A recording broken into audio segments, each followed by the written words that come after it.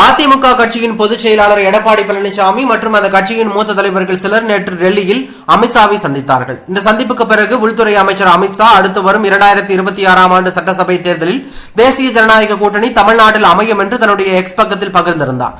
எடப்பாடி பழனிசாமி கூட்டணி தொடர்பாக 6 மாதத்திற்கு பிறகு பதில் சொல்கிறேன் என்று கூறிய நிலையில் அமித்ஷாவின் எக்ஸ் பதிவு கூட்டணியை உறுதி செய்துள்ளது. இந்நிலையில் எடப்பாடி பழனிசாமி செய்தியாளர்களை சந்தித்து பேசினார். அப்போது அவரிடம் அதிமுக பாஜக கூட்டணி தொடர்பாக தான் அமித்ஷாவிடம் பேச்சுவார்த்தை நடத்தினீர்களா என்று நிருபர்கள் கேள்வி எழுப்பினார்கள். ஆனால் அதனை எடப்பாடி பழனிசாமி மறுத்துவிட்டார். அதாவது தேர்தலுக்கு இன்னும் காலம் இருப்பதால் பாஜகவுடன் கூட்டணி நிலைப்பாடு பற்றி தற்போது கூற முடியாது என்றார். அதன் பிறகு தொடர்ந்து பேசிய அவர் இருமொழி கல்விக் கொள்கை விவகாரம், தொகுதி மறுசீரமைப்பு, டாஸ்மாக் முறைகேடு மற்றும் சட்டம் ஒழுங்கு பிரச்சனை உள்ளிட்டவைகள் தொடர்பாகவும் தமிழக மக்களின் பிரச்சனைகள் தொடர்பாகவும் அமித்ஷாவை நேரில் சந்தித்து முறையிட்டதாக கூறினார். மேலும் அமித்ஷா கூட்டணியை உறுதிப்படுத்தியது போல தேசிய ஜனநாயக கூட்டணி அமையும் என்று கூறிய நிலையில் எடப்பாடி பழனிசாமி அதனை மறுத்துள்ளது அரசியல் வட்டாரத்தில் பரபரப்பையும் அதிர்ச்சியும் ஏற்படுத்தியுள்ளது.